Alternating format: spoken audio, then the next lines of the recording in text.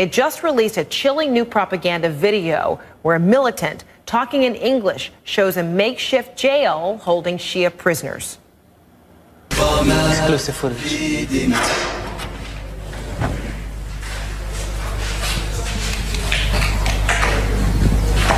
You see here, prisoners.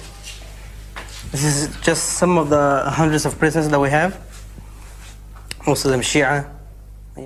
The prisoners are believed to have been captured during the militants' invasion of Mosul on June 10th. The video cuts to the exterior of a building being blown up. As you see there, according to the militants, prisoners were inside. Those claims cannot be verified. Our Nema Al-Bagher joins us now live from Baghdad. So, Nema, highly produced video, very disturbing, but this is, adding to their arsenal, isn't it?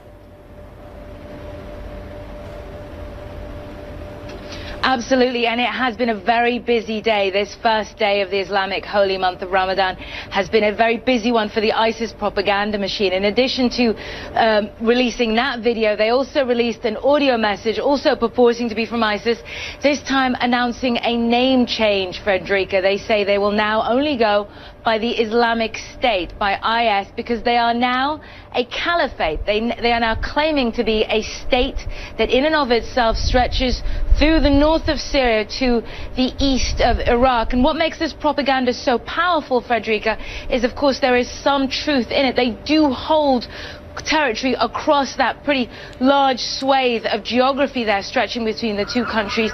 But as you said, the Iraqi military looking to have the upper hand in the air, at least. They've had the first contingent of Russian fighter jets come into the country, and they're trying to ramp up their airstrikes on ISIS, and they need to.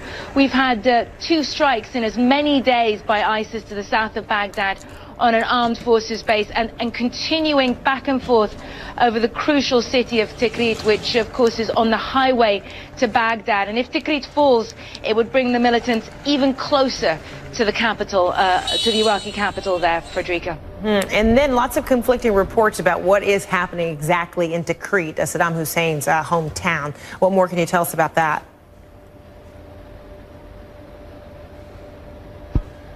Well, we have had claim and counterclaim. The Iraqi state TV has stated a number of times that Tikrit is fully in government hands, but we've seen video recorded and distributed online that shows a pretty empty-looking neighborhood. We've also spoken to one resident who says at least in her neighborhood there is no government presence. And the issue with Tikrit is if Tikrit falls, then not only do you have that highly strategic Baiji oil field to the north of Tikrit, but again, you are even closer to Baghdad, and that is the final goal, to even just put pressure on Baghdad and to be seen to be closing in on the capital would be a huge propaganda gain for the militants, let alone to get within fighting range of the Iraqi capital.